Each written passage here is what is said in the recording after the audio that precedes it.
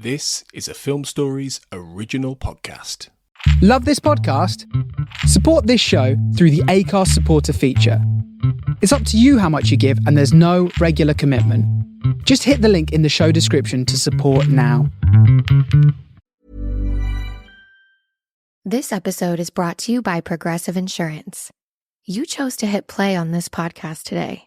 Smart choice. Make another smart choice with Auto Quote Explorer to compare rates from multiple car insurance companies all at once. Try it at progressive.com. Progressive Casualty Insurance Company and Affiliates. Not available in all states or situations. Prices vary based on how you buy. Are you a professional pillow fighter? Or a 9-to-5 low-cost time travel agent? Or maybe real estate sales on Mars is your profession? It doesn't matter. Whatever it is you do, however complex or intricate, Monday.com can help you organize, orchestrate, and make it more efficient. Monday.com is the one centralized platform for everything work-related. And with Monday.com, work is just easier. Monday.com, for whatever you run. Go to Monday.com to learn more. My dad works in B2B marketing. He came by my school for career day and said he was a big ROAS man. Then he told everyone how much he loved calculating his return on ad spend. My friends still laugh at me to this day. Not everyone gets B2B, but with LinkedIn, you'll be able to reach people who do. Get a $100 credit on your next ad campaign. Go to linkedin.com/results to claim your credit. That's linkedin.com/results. Terms and conditions apply. LinkedIn, the place to be, to be.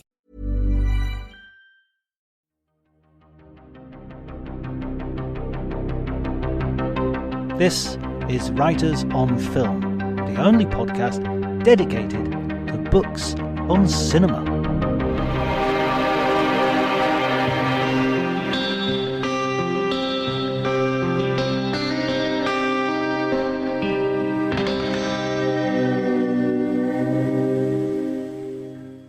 Hi everybody and welcome to Writers on Film. My name's John Bleasdale. I'm a writer and film critic, and today I'm going to be talking to Chris Yogerst, who is the author of a new book, The Warner Brothers, a biography of probably the most important family in Hollywood, certainly in the creation of Hollywood, from the silence on all through to the present day.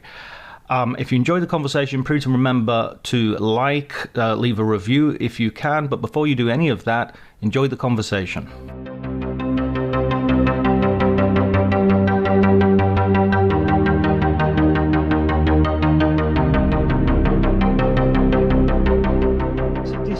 So obviously you're writing this book in the centenary of the studio.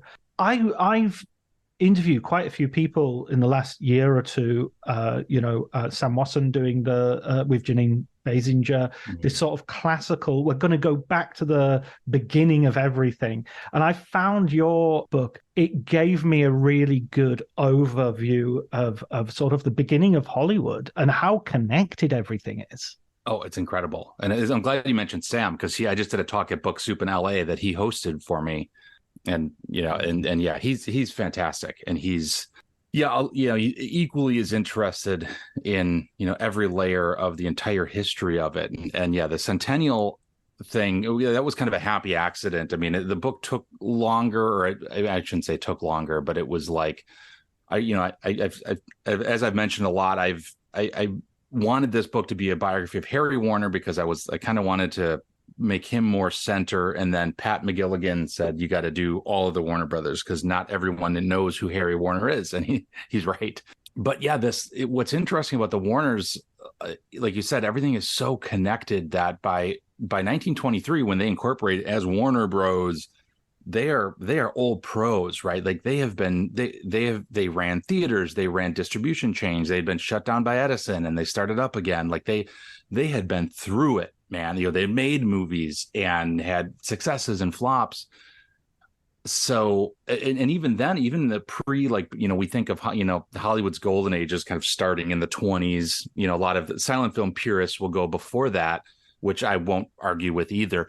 But how connected everything was by like 1912, right? Like all these people, everyone knew who everyone was, Laemmle and Fox and the Warners and Lasky.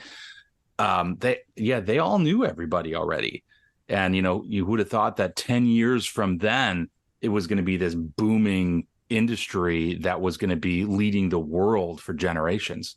Yeah, that's what's crazy is because we're watching it, with the benefit of hindsight, and we're seeing these guys on the ground floor of this amazing industry. But there's absolutely no evidence at the time that is going to happen. I mean, they're on the next fad. I mean, they're selling sort of Nickelodeon style events that aren't even films at a certain point. Well, yeah. Well, and with Warner's, they were entrepreneurs. It was just in their blood, this just desire to get ahead and not go back to where they came from. And yeah, I'm glad you said fad. That's a perfect word, because they ran bicycle shops, they ran bowling alleys, grocery stores, butcher shops. I mean, all of it. They tried it and they're like, oh, this is the next thing. This is the next thing.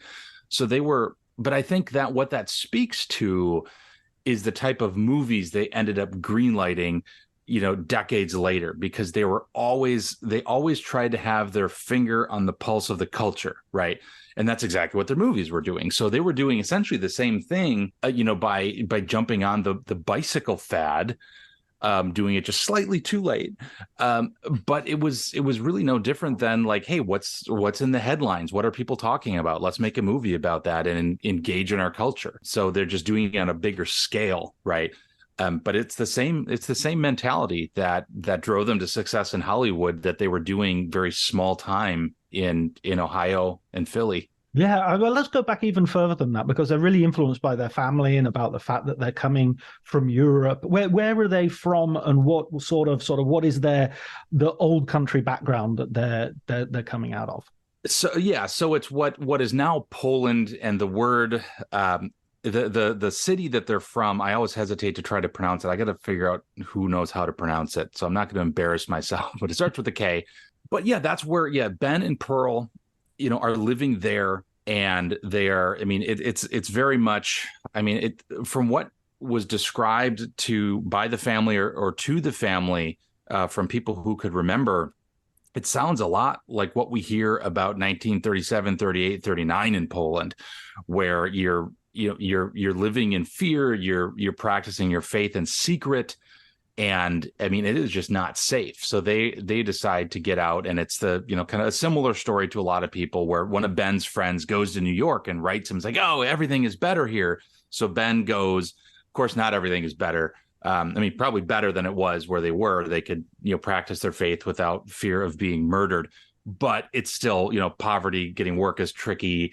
And, it's a kind of story where you make enough money, you send for some of your family, you make a little bit more money. Eventually, you get everybody here. And then it was a slow burn to, I know there's the famous story of the shoe repair shop that Harry, is the oldest, was working with him on. But I mean, he had all kinds of jobs. He was a fur trader for a while.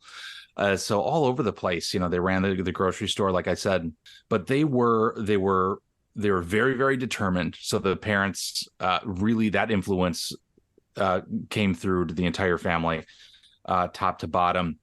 But also one of the things that really solidified the family that came from both parents was this like all for one and one for all mentality. And that's why the family was so close. Of course, Jack was always kind of the outlier in this, but they really taught the family that if they stuck together, regardless of if you're in the middle of a big success or a big failure, that you will be okay. And it was this was kind of a leveling, it was a way to teach them, I guess what's the best way to put it? I mean, it was a way to weather whatever storm. And, coming from what they did and everything they did, not only growing up overseas, but then also weathering what they did here in the States, that they taught their kids that you can pretty much prevail through anything. And this primed them for all of this national and internationally followed battles that they would be a part of throughout their career in Hollywood. Is this what appeals to you as the Warners as a story, as opposed to any other studio? Is this the thing that gets you? Because I mean, even when they're selling shoes, as you were saying, they don't just sell shoes; they repair shoes as you wait. I mean, that's a promise, that's a branding that sort of runs all the way through. Oh, their branding. Yeah, they were brilliant with branding constantly. And that's why I love the Repaired While You Wait, which, surprised, this banker, and then that, got them a foot in the door to get some support later down the road. But yeah, I've always been interested in the Warner Brothers because they're so different. I mean, they're in a lot of ways, they're the same as a lot of the studio moguls, right? A lot of these guys have the similar immigrant story. They were fleeing from their families or fleeing from something. They came here for promises of a better future. So that tracks with almost all of them, probably all of them. But yeah, with the Warner Brothers, it's that branding and setting themselves apart from everyone else in town, whether it was from other shoe shops or other movie studios. They were doing that same thing, and they're always trying to find their niche, right? Like, what makes us different? And they did that. I mean, yeah, that's what's so cool about learning about these early businesses. There's so many things that are actually similar to the Hollywood studio decades later. So they start in film, as we sort of hinted at earlier, kind of with right at the very beginning, and with silent films, and even prior to that, with sort of these event, almost like sideshows, I guess. And then when they move out to California, it's kind of fleeing Edison and his guys, his thugs, really. Oh, absolutely. Yeah. They were, they had the Duquesne film distribution company that got shut down by Edison. But yeah, a lot of people were going out to LA just because it was harder for Edison's attack dogs to keep an eye on them. And yeah, by the late teens, they were in LA. They had a lot that they built or that they bought or renting for a little while, not far from the Sea League Zoo. So the Sea League Zoo is famous because that's where the MGM Lion was. And, the Warner Brothers did an early serial called The Lost World, I believe, if I remember correctly. I got a picture in my book of it, and they used some of the zoo's animals in that and things like that. So yeah, they wanted to be somewhere. I mean, and not like, a lot of the other studios were doing the same thing. Like, where can we go and actually grow? Because that was the problem. They could only get so big before they would get pushback from Edison's trust, right? And of course, by the late teens, the trust was gone, but some of those threats were still there. Edison was still around. His company was still around. So you've got, how can we, I get the sense that a lot of the mentality with a lot of these founding figures was like, where can we go and get big enough that if anybody else comes after us, we actually have some weight to throw around. We'll have a studio, we'll have maybe a theater chain, we're going to have some successes under our belt. Our name will grab headlines, favorable headlines, like that kind of stuff. So they certainly did. And from like 1918 to 23 was a really pivotal time where they again, ripping from the headlines, they did My 4 Years in Germany, where they licensed this book. So they're also early on that trend too. Like, how can we license something that was popular, already built an audience? And they make that, during World War I, right? So they're, this is something that's, in the headlines people are discussing over coffee. So let's make a movie about that. So they're doing that. They're also expanding during this time. They buy the lot in Hollywood, the Bronson Studios, and they start expanding that. So that is a big period of growth, the late teens, early 20s. And of course, they incorporated in 1923, which is, why the centennial is this year. But they did a lot leading up to that. So by the time they incorporated, they were very practiced in every part of the business. Absolutely. And it's interesting that idea of a Warner Brothers film begins to form at this point, and that, as you say, grabbed from the, ripped from the headlines story. And so at this point, what is the division of labor between the brothers? Who's doing what, and who's got the most power, or is it more, how's the fratrarchy? That's not a word, but well, no, we'll allow it. It's really, I mean, from the beginning, I mean, it's Harry and Albert are the older ones, so they're the ones from the beginning that, I mean, even as early as 1905, they are the ones who are managing the money, they're getting the loans, they're the business, kind of the business end of this. And Sam, like, their first theater, Sam was running the projector and doing a lot of the technical stuff, and Jack was pretty young yet, maybe taking tickets. And Jack tells stories of singing in his horrible voice so that you could clear people out in between showings. But by the teens, Jack and Sam were the ones that were they, even before that, they were the ones who jumped from when they had a distribution office in Pittsburgh. They went to Norfolk to open another one. Once we get past that, Harry and Albert are in New York running offices, and Jack and Sam are off either making films or distributing films in other cities. And by the time we get to LA, Albert and Harry are still in New York. And this is where we see the origins of what ends up becoming the norm in Hollywood, right? Where the studio bosses are in LA, and the parent companies and the studio presidents are in New York City. Right. So Jack and Sam is in LA. Jack spends a little bit of time in San Francisco, but when they start getting property in LA, it's really Jack and Sam that are producing movies.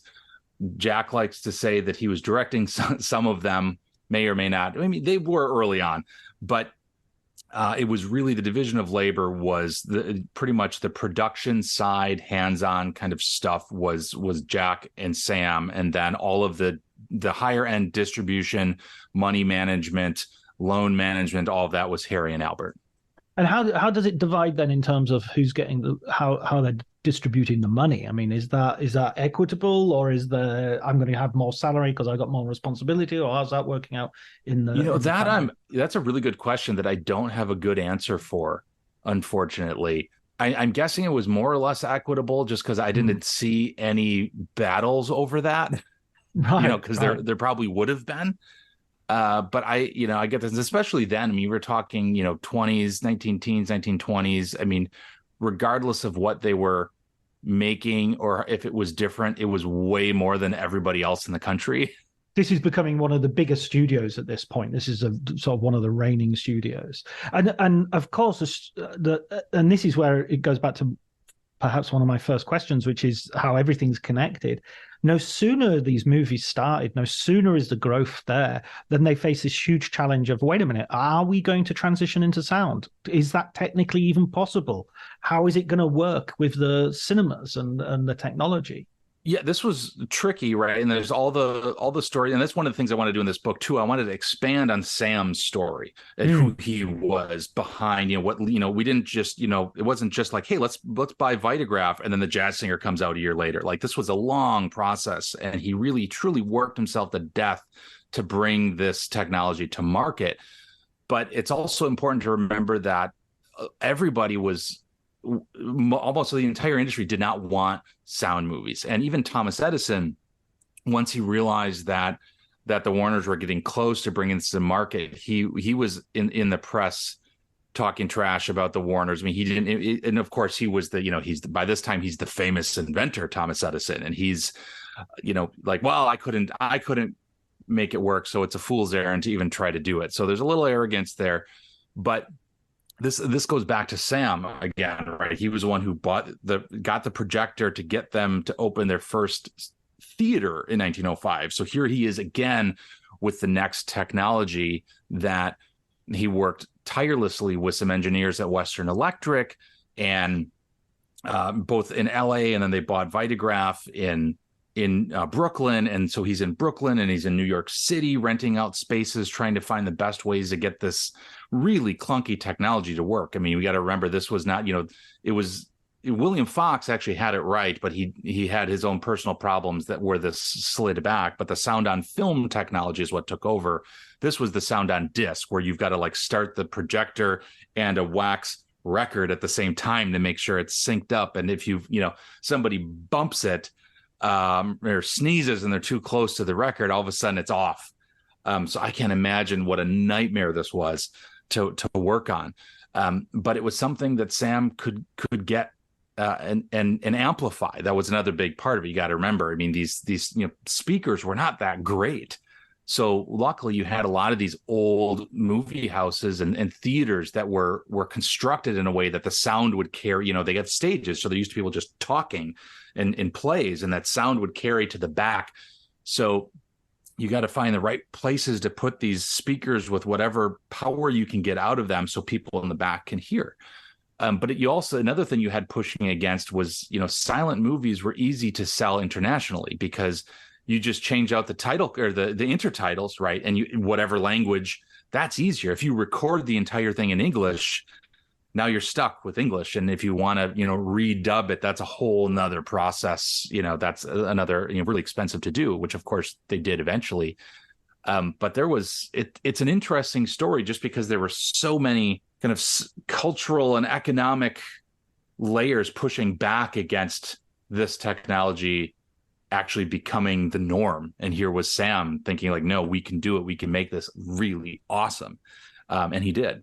Yeah, absolutely. I mean, I'm thinking of the comedians, of course, like Chaplin, resisting and resisting and resisting. And I think rightly resisting because, when he brings out as great a film as The Great Dictator is, his voice is just awful. I just can't stand his voice. It's just like, it's sort of like, when he does that big speech at the end, he just sounds like a little pipsqueak. And it's just like, it's so uncharismatic. Whereas Laurel and Hardy, yes, they have to, they're beloved in Italy, for instance, because Alberto Sordi dubs Oliver Hardy. And so it adds to the personality. Right. Yeah. The sound, the transition is interesting. Well, that's one of the other things I learned just as an aside that was really fascinating, because of course, Warner Brothers, like everyone else, they were starting to build stars, right? And you're investing, of course they had Rin Tin Tin, but they also had Monty Blue, who we don't really remember much today because he was in silent movies and was big and then was gone. And Monty Blue is one of these people that Jack kept on the payroll. Anybody that didn't really make that transition to the new industry in the 30s, he kept on the payroll, which is something that's, for Jack and all of his faults, which are many, he was, it was one of the things I learned in this book is that he was good to a lot of people, just not his family.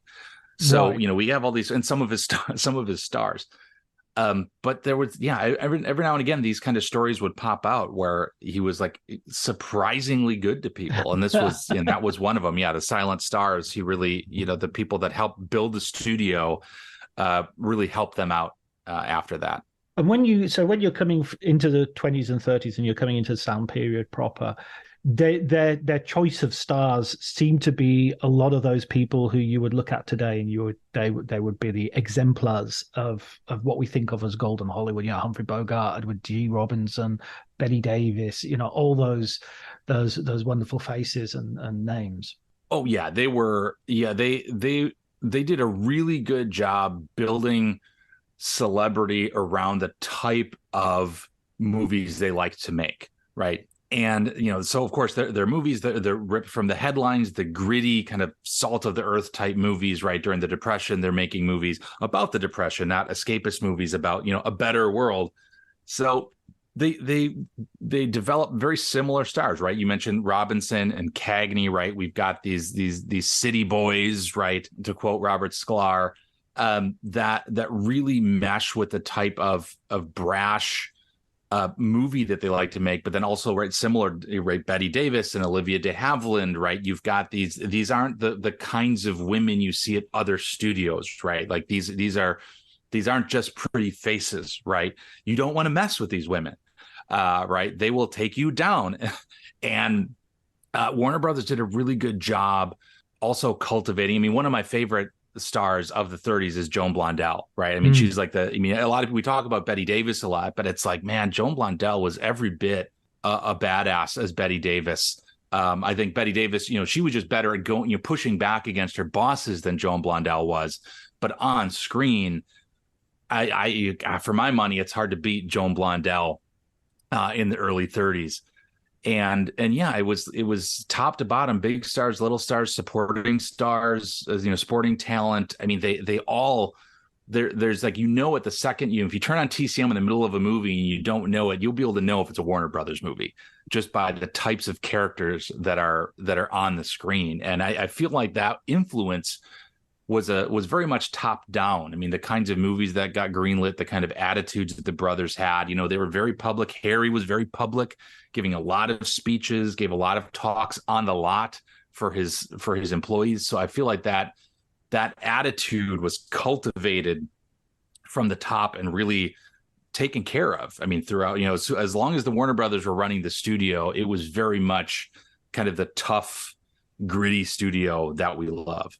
And it's kind of, yeah, it's kind of there's a sort of paternalism as well, in the sense that every year he gives this sort of Christmas address or end of year address to everyone as all like, okay, in the family, this is what we're all about, and we're all about bringing peace and communicating and all this stuff, until the war happens, and then it's like, now we're all about getting ready to go to war.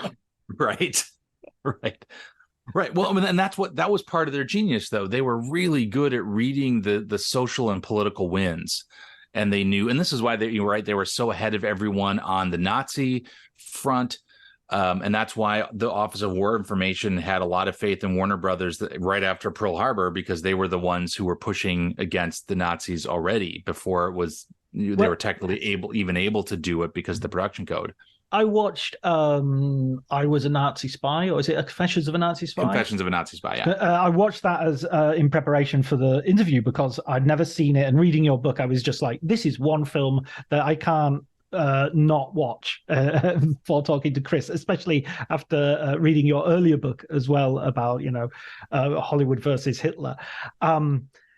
What a great film. I really enjoyed it. I mean, it's obviously propaganda. It's obviously, it's because it feels like a documentary in parts. And the speeches to the jury / audience.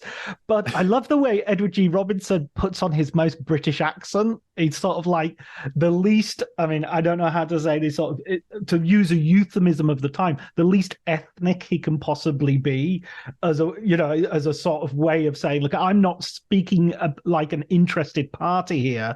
I'm speaking like almost like James Mason or someone. Oh, for sure, right. And we know just from the archive documents that Edward G. Robinson wanted to do this movie as a Jew. Like he wanted, this was of personal interest to him. But and I'm glad you enjoyed it, because this is a movie I've shown it in class too, and students have really surprisingly enjoyed it. I give them a lot of this background and production, and I give them a sense of what 1938-39 was like.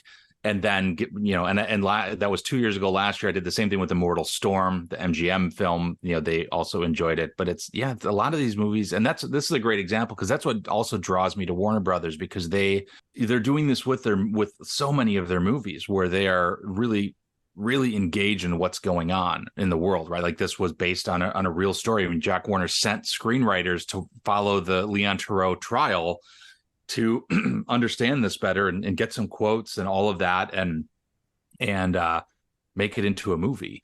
And I also always I've been pushing a lot for, if there's a 30s film that people haven't seen that I want them to see more of, Confessions of a Nazi Spy is great. I mean, you're right. It's pretty clear propaganda, but like a great film that has aged really, really well is Black Legion with Humphrey Bogart. Oh yeah, that's it's one of my favorite Humphrey Bogart, sort of little known Humphrey Bogart films.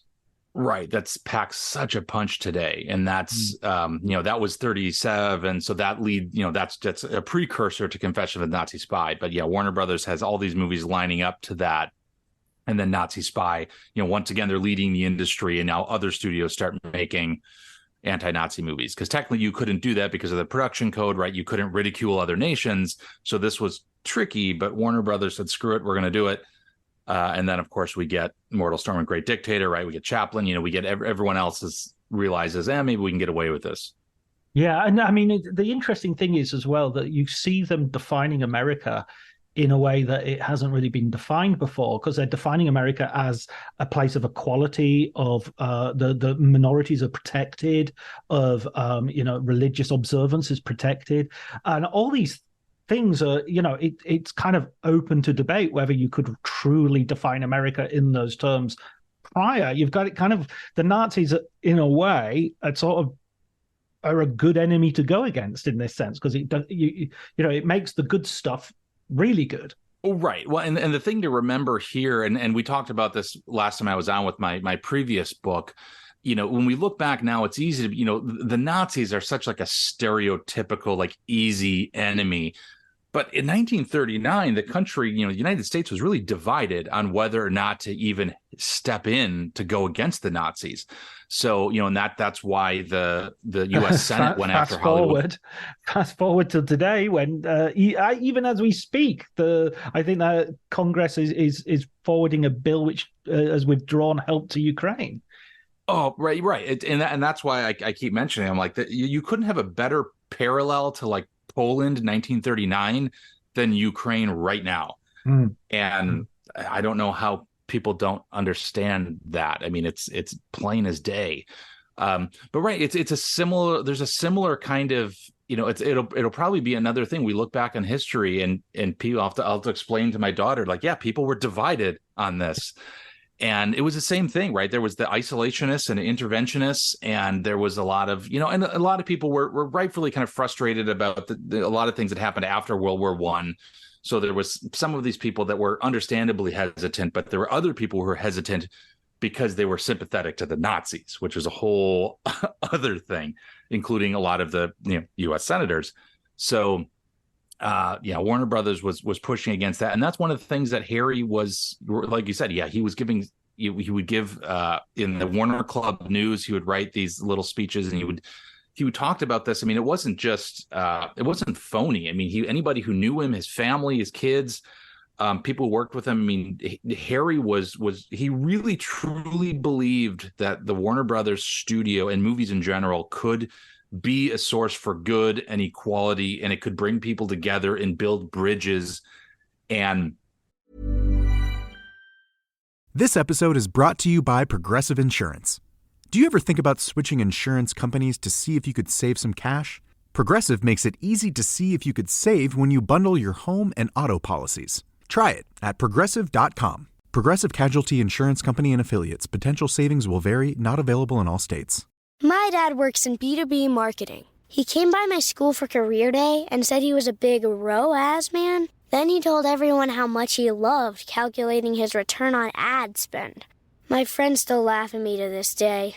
Not everyone gets B2B, but with LinkedIn, you'll be able to reach people who do. Get a $100 credit on your next ad campaign. Go to linkedin.com/results to claim your credit. That's linkedin.com/results. Terms and conditions apply. LinkedIn, the place to be.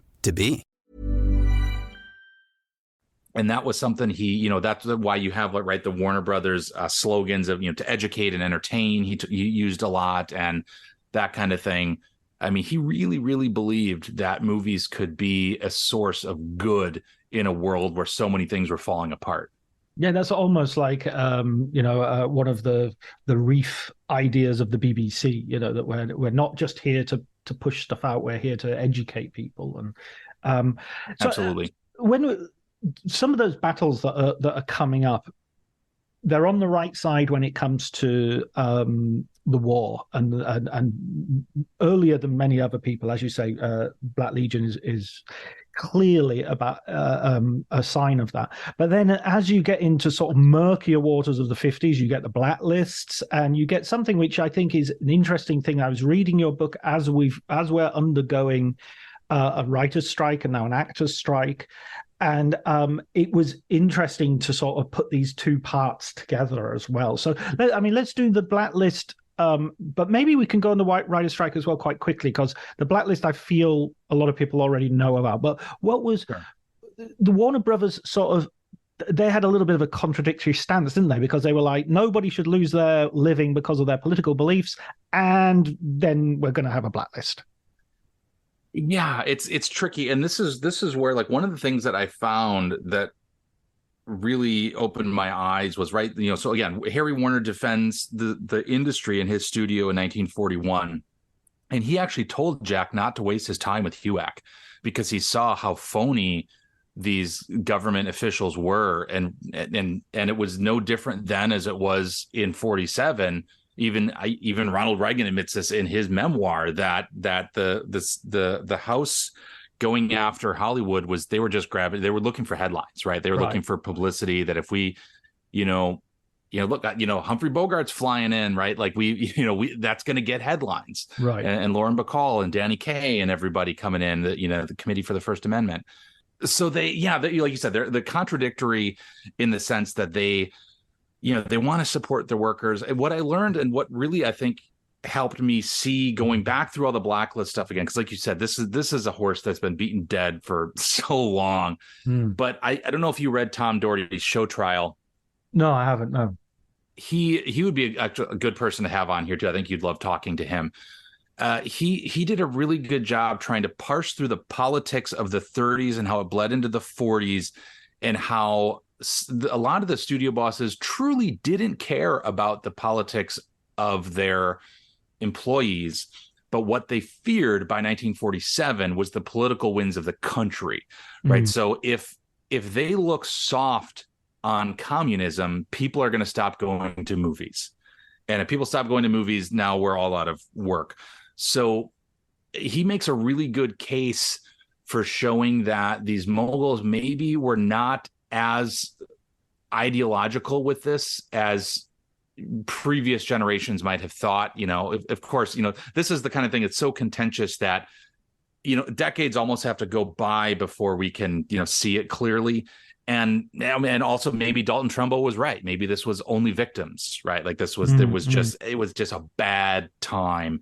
And I get that sense from Jack too. When you listen to his testimony and even read the closed door testimony he did before the public one, he seems scared as hell. Like he doesn't seem, and this whole like pest removal fund that my brothers will fund. that sounds so constructed and desperate.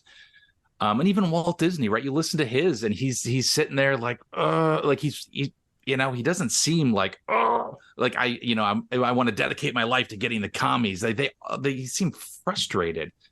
And, not that I agree with what they did, but it's, again, just trying to look at it as this entire industry put in a really tough spot because the U.S. government is going against them, and the entire political winds of the country are hinging seemingly on what Hollywood does right here and now, which is a terrifying spot to be in. I couldn't imagine what it would have been like to try to be saddled with that. And that's why it's just unfortunate that Harry was, he was old. He kind of had one foot out the door by the late 40s. And I think if he would have been subpoenaed, it might have been a little bit different, because I don't, because he had embarrassed the senators. So I think he wouldn't have been afraid of Thomas and Nixon in 47. Right. But it's a weird time. And long story short, I could babble on forever about this, but I feel like we can see it a little bit more nuanced today, where we don't have to endorse HUAC, but we can see that the studios were in a really, really difficult spot. Right. And the pressures, you can kind of see it as well today, in the sense of like the pressures of feeling like you're about to be cancelled and your whole career is going to go down the tubes. That, okay, you don't want to give you don't want to say to anyone, look, it's a little bit more nuanced than just outright condemnation or outright support. But the minute nuance enters the argument, you've kind of lost. You're going to be beaten to death by both sides. So moving on to the strike and something which is very relevant today. You're a tiny, I push back on the Hitler versus Hollywood book, so that I'll always push back a little bit on your books, out of love. Always. I know the sort of gangster background of the union and the infiltration of the unions and that violence it's horrific, and that's there's nothing. But I kind of wanted to know a little bit more about why were the strikes? These people obviously were feeling like the work practices where they were working weren't they were seeing the studio bosses living off the fat of the land, and they felt they were contributing to that, and they weren't getting a fair shake. So I just felt there was a little. It just felt like this is the unions against the Warners, rather than, well, they could have also treated the workers a little bit better and maybe avoided some of this. Oh, you're exactly right. No, and that's something I should have added another layer to, because when I was looking through this, I was seeing it more as like the mob against Warners, because right at this time, IATSE was, you had Bioff and Brown, and you had these mobsters that were literally murdering rival union members and stuff like that. So which is horrible as well. I mean, that's another thing. So that's kind of where my head was at when I was writing a lot of this part, where it was I'm looking at it as kind of a mob versus the studio thing. But you're absolutely right. I mean, the reasons for the strikes and the reasons they got so ugly, some of it was mob influence, but also some of it, I mean, this is right when you're talking, 30s and 40s Hollywood, working at these studios, even for the stars, was not glamorous, right? These were, when we think of, dream factories, the key word here is factory. Like, these were very, like, the day to day was very, the hour to hour experience during a day was very blue collar. I mean, it was tough. It was hot. The days were long, 6 days a week. So everybody had really good reason to push back. I mean, the contracts were oppressive. And I guess there's been so much written about that. I guess I felt like I didn't need to, go back into that. But no, you're completely right, and I agree with you that there's, there were layers of this uprising that maybe I just felt go without saying, but shouldn't go without saying, because we should remember this, that these were not always great places to work. And even for a lot of the celebrities, it was, but then if it's tough for Betty Davis, it's got to be really tough for that assistant director, right? Or the script girl, or, all the below the line labor that often gets forgotten, even in today's strikes, right? That gets, I just spent 10 days in LA doing research and some book talks, and I have friends that are writers and producers, and they're all just, they said that the attrition in Hollywood right now it's like 10-20% people that just had to go home because they can't afford to live in Los Angeles for however many months with no pay. So you're just you're losing big chunks of the industry as well, and it's going to be the very bottom that suffers the worst. So that's a really unfortunate part. And then restaurants that are going out of business and stuff, right? What's the temperature? What's the temperature there, metaphorically? What's the, how do you feel? Is it going to go on and on, or what's the? Well, there was just the news that everyone's, the WGA and the studios are coming back to the table, but I mean that the tension, you can feel it out there for sure. I mean, I was driving, from Burbank to the Herrick Library multiple days, and, driving past Disney and driving past Warner Brothers. There's people out there every day picketing. And one of my friends had said, I didn't see as many people at Universal when I drove by, and I was told, I must have missed this if it was covered in the trades, but I was told that what you're not supposed to do out there in the summer is trim the trees over the sidewalks, because it's the hottest part of the year and it's gonna, it's bad for the trees. Universal cut back all the foliage so the sidewalks would be hot as hell for people picketing. I mean, so it got ugly really early on. So I mean, that's I'm sure was part of the same time when, I don't know if it was Iger or whoever came out and said, oh, we'll just wait until people start losing their homes. It's everyone is mad. I had dinner with a friend of a friend who's a captain in the WGA, and you just mention it and he starts getting hot. Right. So it's, it is very, when people talk about existential crisis in the press, when you go out there and you sit down at a restaurant, you could feel it. Yeah. Who knew that, putting your industry in the hands of a bunch of venture capitalists was a bad idea? Right. Well, and that's one thing that has come up in recent weeks talking about this book. Is like, what was the difference between the Warners or the studios then? It's like on some, or what would they do now is a question that always comes up. And it's like, well, I'm sure, they push back on all the unions, all the stuff, they wanted complete control. So they would be doing some of the similar stuff of the guys today, I have no doubt. But the big difference, though, is that the Warners, like a lot of these other industry founders, they were movie people. They loved movies. Right. Harry Wright believed in the role of movies in the global society. I don't get that sense from these, the venture capitalists today, right? I don't know if Jeff Bezos has really thought about the power of movies, right? Yeah. So even though I think he bought Jack Warner's estate, right? But I don't know if he actually, but these people, for, like I said, we can talk about the ways they treated labor, but they truly believed in their product in a way that I'm not seeing currently No, absolutely not. I was reading the other day that Netflix always cancel their shows after 2 seasons because the third season, everybody gets pay bumps and everybody gets, Of course. sick pay and vacation pay and all this sort of stuff. So they cancel this and then they restart the same, the same type of thing, but with a vaguely different name.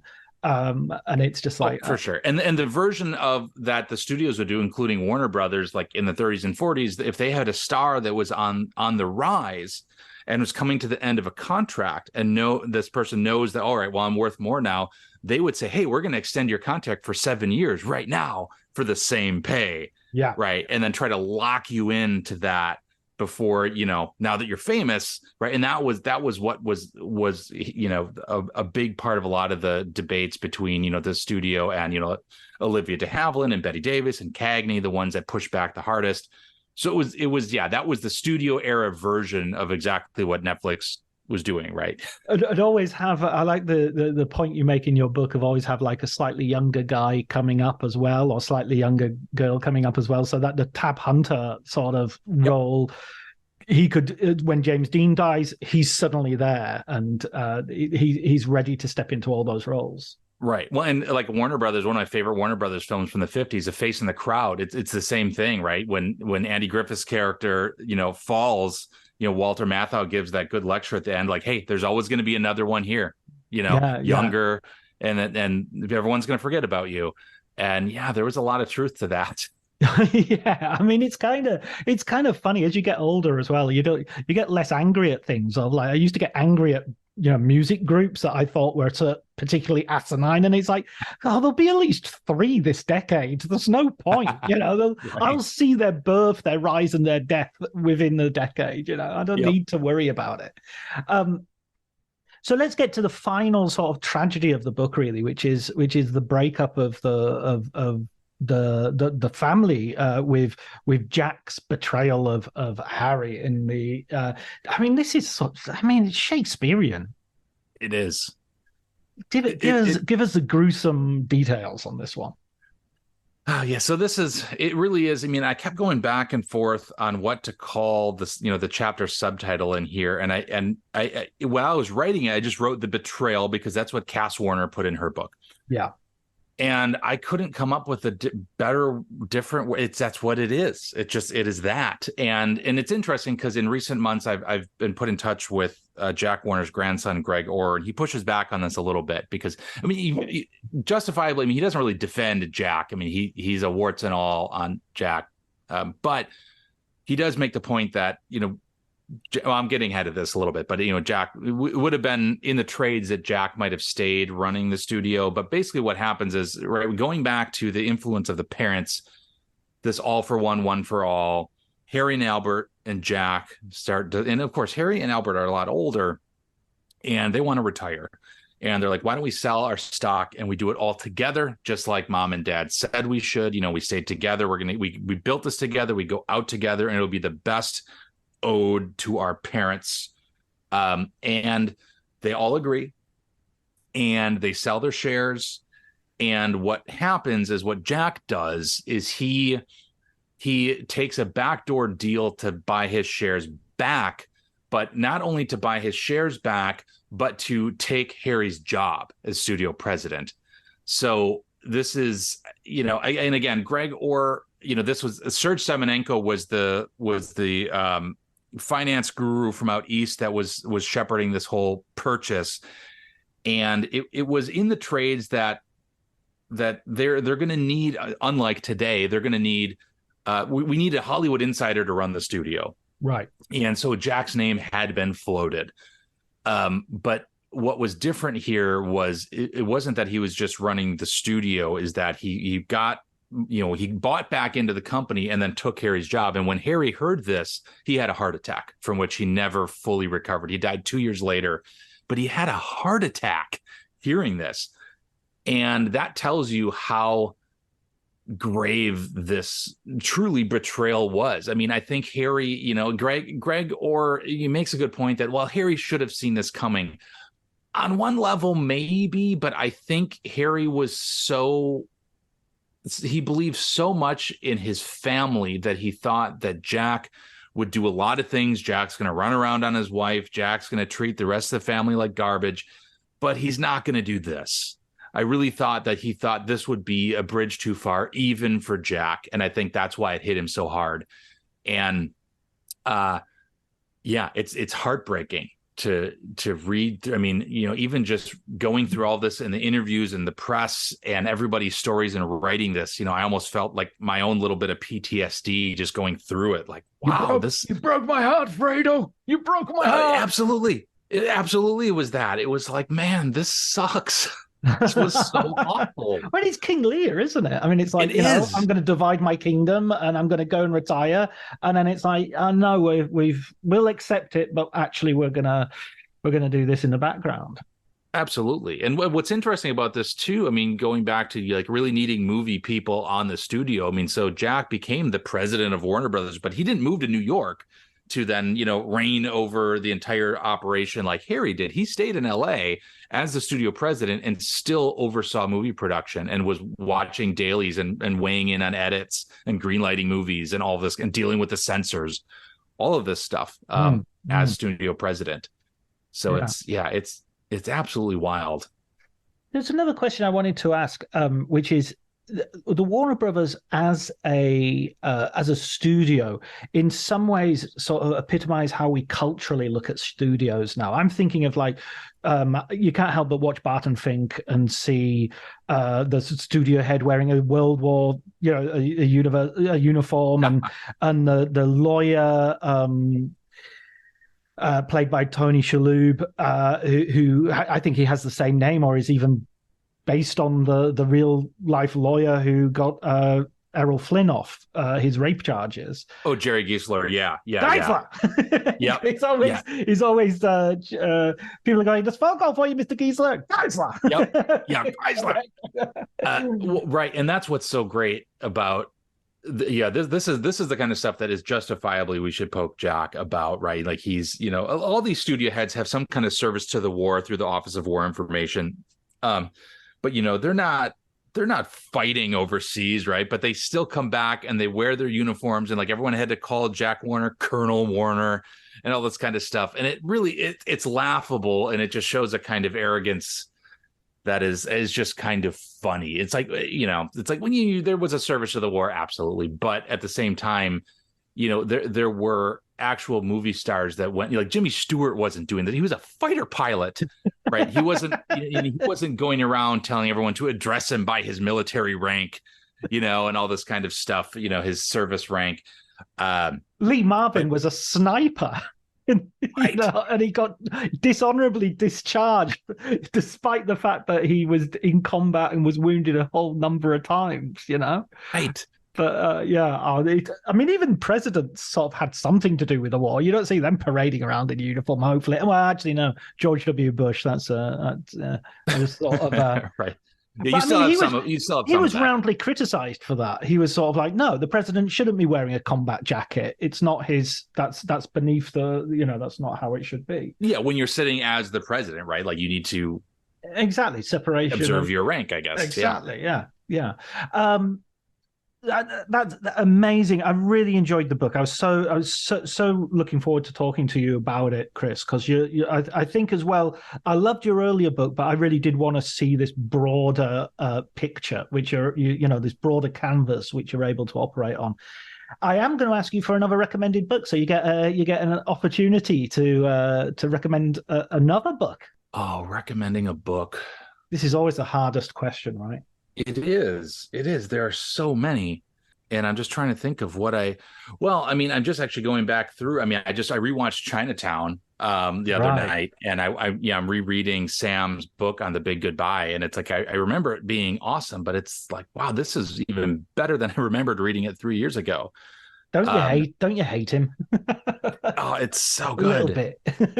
And he's got a new one coming out on Coppola in November, I think, in a couple of months. And I'm also reading and another one. So that book, a lot of your listeners have probably read that. So one that you haven't read that I'm reading for a review is Scott Iman's book on Chaplin.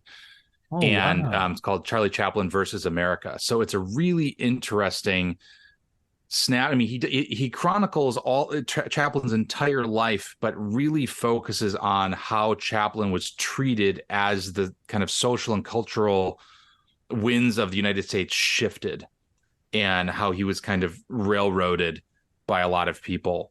And the goal of he says from the beginning of the book, this book is, Chaplin was canceled in the 40s, and he's gonna try to save him. So that's coming out in like a month or so. So I finished that a couple of days ago. So I would recommend that. That's an upcoming book that I can recommend. Excellent. Oh, I'd love to get Scott on the show actually, because he's I've read his book on John Wayne, and John Wayne is one of those characters who, I don't know, you sort of always have there as a kind of movie icon. Yep. And then you read Scott's book and you go back and you rewatch those movies and you think, oh my God, this guy's he's a really good actor. I can really see what he does, and I can appreciate it in a new way. There's parallels between that book and the Chaplin one, in that these are two figures where there's so much mythology built up around them, and a lot of it is garbage. Right. So he's trying to cut through that. He does this really well in his John Wayne book too, because so much of John Wayne is interpreted today through that like unfortunate Playboy interview he gave. But so much of his life contradicts everything he said in that interview. And it's very similar with Chaplin, where there was a lot of FBI investigation and a lot of accusations and a lot of stuff. And as there's certain things about Chaplin that's cringy. It's like, yeah, here was this 50-year-old guy who liked 18-year-old girls. And it's like, that's still weird, right? Maybe not illegal, but still definitely weird and cringy. But there was a lot of political stuff that he does a really good job parsing through, that I think brings to life some of his later movies. And what I learned through that book is why I actually really like King of New York and some of these later movies, because I feel like we're getting the real Chaplin in a really interesting way. And Scott's book is a great asset to helping us, bring a lot more to those later movies, right? It's easy to love Great Dictator and Modern Times and City Lights and The Kid and all these. But it's not as easy to love those later films. And I think that book gives us the tools to really dive into those in a meaningful way. Yeah, I'm talking about Dana Stevens earlier before we were taping. There's the idea of Limelight as well, and how he sort of cuts the scenes that he does with Keaton.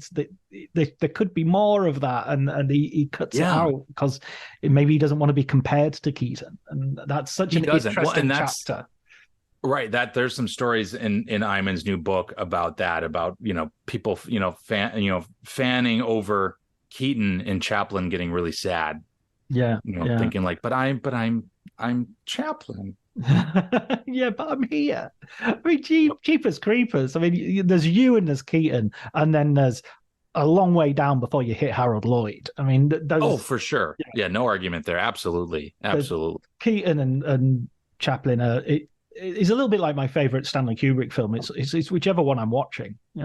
Yeah, for sure. Yeah, those two are really in a league of their own. Yeah. And we talked about this transition from silent to sound, right? I mean, when you look at Chaplin and Keaton, you can see why they didn't make as many sound movies, and why their careers were different, because it's like they were truly the peak of the medium as it was silent, and it still has an impact. I know a couple one comedy writer in LA who has worked on some big shows. I mean, he's told me a lot of people he knows out there still study silent comedy to inform their current writing. I mean, the cadence and everything. I mean, that you can still learn from that, right? When you're adding words. I mean, just the way they understood the beats and when when to take the fall, or when to make the face, or when to do nothing. It's incredible. How long between a setup and a callback you can stretch it, and absolutely. That you watch Sherlock Jr. and I think that film has everything you need to know about film comedy in there. I'm glad you mentioned. I was just going to mention that film, because I use in my intro class. In my intro to film class, I show that to students who've never seen. Most of them have never seen a black and white movie, let alone a silent movie. And it's a great one, because that's like 45 minutes long, and it's it's not a big commitment, but they warm up to it real fast and start laughing at it like it's a brand new comedy made today. I mean, it's incredible that it's almost, what was that, 24, so almost 100 years, and it's here. It still has that impact. It's incredible. It's on my top 10. It's on my top 10, absolutely. Well, listen, Chris, it's been wonderful talking to you as ever, and I hope everyone will read Warner Brothers. It's already out, right? It's already it came out on the 5th of September. Yep. Excellent. Okay, so everybody can order it straight away. Thanks, Chris. It's been great talking. Always a blast. Thank you.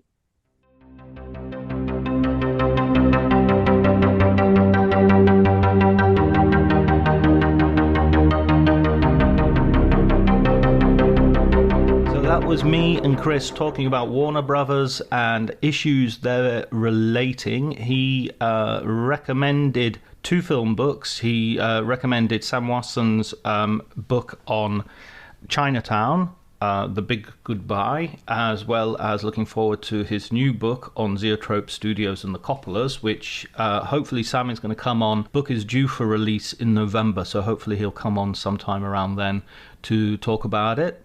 And he's also anticipated a book on Charlie Chaplin by Scott Eyman, a great biographer of John Wayne and John Ford, and a writer who I have hoped to get on the podcast for some time. And I'm happy to say I think he's going to come on and talk about Charlie Chaplin. So we've got that to look forward to in the future. Next week, Ian Nathan is going to be on the podcast talking about his new book about Clint Eastwood. So that's all to look forward to. But until then, listener, please take care.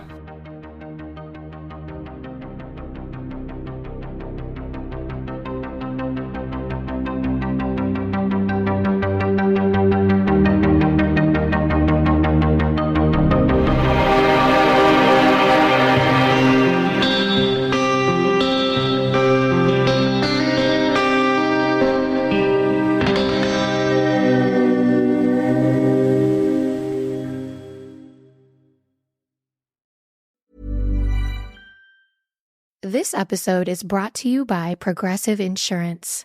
Do you ever find yourself playing the budgeting game? Well, with the Name Your Price tool from Progressive, you can find options that fit your budget and potentially lower your bills. Try it at Progressive.com. Progressive Casualty Insurance Company and Affiliates. Price and coverage match limited by state law. Not available in all states.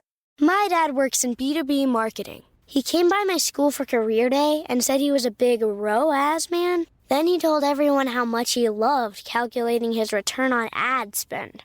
My friends still laugh at me to this day. Not everyone gets B2B, but with LinkedIn, you'll be able to reach people who do. Get a $100 credit on your next ad campaign. Go to linkedin.com/results to claim your credit. That's linkedin.com/results. Terms and conditions apply. LinkedIn, the place to be, to be. Gear Patrol just called their ISO-certified dive watch the best sub-$500 dive watch. Full stop. And their ceramic watch material almost magical. The Wall Street Journal called them iconoclastic cool, potentially redefining the industry itself. Who are we talking about? It's Movement. And they're leveling up your gift giving with the biggest deals of the holiday season and the sleekest watches around. Shop 30 to 60% off Movement's variety of designs, colorways, and functionalities. From the thinnest automatic dress watch under $500 to waterproof guarantee adventure-ready sport watches to rare ceramics, Movement's got options for everyone on your list. Whether you're gifting for family, friends, or yourself, be the good gifter this year with Movement's huge site-wide holiday sales and enjoy the usual fast and free shipping. Shop 30 to 60% off now at Movement.com. That's MVMT.com.